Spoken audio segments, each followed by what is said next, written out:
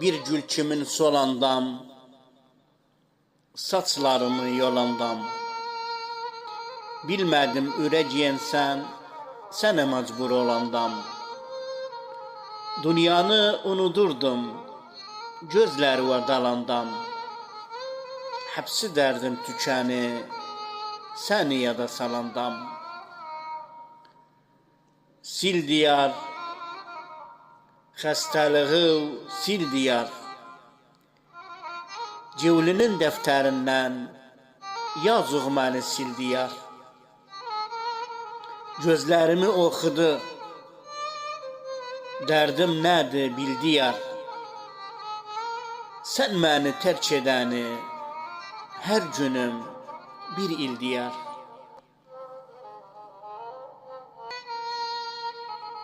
Dərdi bitər, bağdan gül dərdi bitər.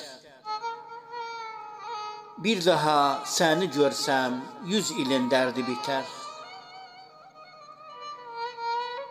Kimə dedim balım ol, girilməğə şalım ol. Mən dedim yanımda dur, mən demədim zalım ol. Kimə dedim əzizim, kör etdi hərçi gözüm.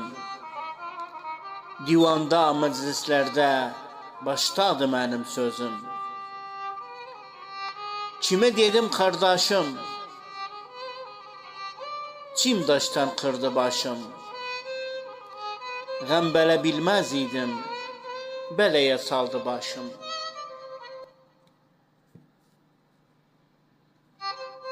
İstəsən məni unut, get məndən iyi yer tut.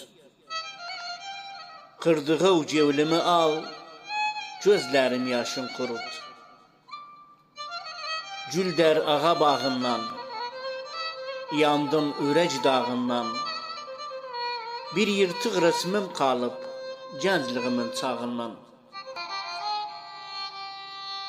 Gül dirri,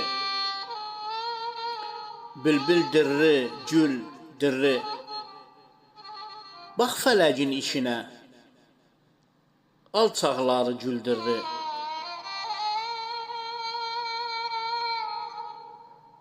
Söz silə söz döndərim,